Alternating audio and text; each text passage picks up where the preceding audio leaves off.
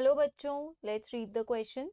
So the question over here says enumerate three most characteristic criteria for designating a Mendelian population.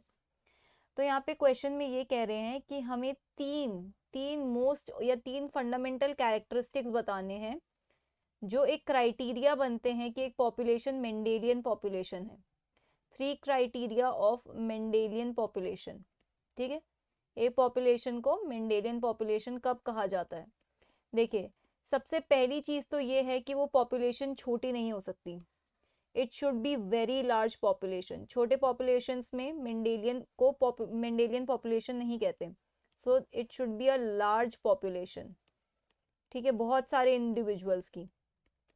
ठीक है, दूसरी चीज ये होती है कि यहाँ पर माइग्रेशन जैसा कुछ नहीं होता है. नो माइग्रेशन नहीं होना चाहिए. No migration, no immigration. Okay. और तीसरी चीज ये होनी चाहिए कि यहाँ पे रैंडम मीटिंग होती है. Random meeting and recombination. Random meeting and recombination, ये कुछ कैरेक्टर्स होते हैं.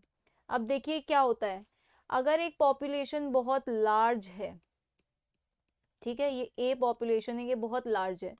मान लीजिए यहाँ पर कुछ अलील्स हैं, उनकी फ्रीक्वेंसी है. ठीक है, अलील्स की फ्रीक्वेंसी है.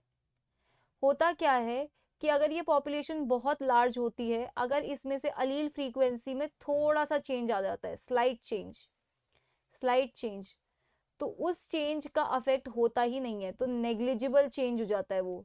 तो होगा क्या आपको अलील फ्रीक्वेंसी में कोई चेंज महसूस होगा? नहीं होगा. क्यों नहीं होगा? क्योंकि ये पॉपुलेशन इतनी बड़ी है कि छोटे से चेंज को हम क्या बोलते हैं? Negligible change. ओके. अगर यहाँ पे लार्ज या बल्क अमाउंट में माइग्रेशन हो गया या ये यहाँ से बाहर जाएंगे, तो जीन फ्लो में नहीं बट जीन की फ्रीक्वेंसी, अलील फ्रीक्वेंसी में चेंज आ जाएगा. अलील फ्रीक्वेंसी में चेंज आ गया तो वो मेंडेलियन पॉपुलेशन नहीं रहेगी. ओके. फिर है रैंडम मेटिंग एंड रिकॉम्बिनेशन. देखिए, रैंडम मेटिंग एंड रिकॉम्बिनेशन से क्या होता है, उसी पॉपुलेशन में अलील्स का चेंज होता रहता है. आई मीन कोई न्यू अलील्स यहाँ पे आके इंट्रोड्यूस नहीं हो रहे हैं. इससे माइग्रेशन और इमिग्रेशन से होता ये है कि रैंडम मेटिंग से भले ही अलील्स की फ्रीक्वेंसी चेंज हो जाए, लेकिन वो उसी पॉपुलेशन में रहती हैं. जीन पूल है वो मेंटेन्ड रहता है. Gene pool maintained. ठीक है. अलील फ्रीक्वेंसी यहाँ पे भी चेंज हो सकती है. क्यों चेंज हो सकती है? क्योंकि हो सकता है रैंडम मेटिंग की वजह से कोई एक या दो अलील ज्यादा हो जाए, रिकॉम्बिनेशन की वजह से एक या दो अलील्स का फ्रीक्वेंसी बढ़ जाए. Right.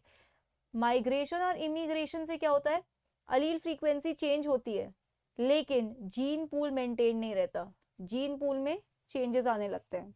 Okay. So that's it for the question. I hope you understood it well. Best of luck.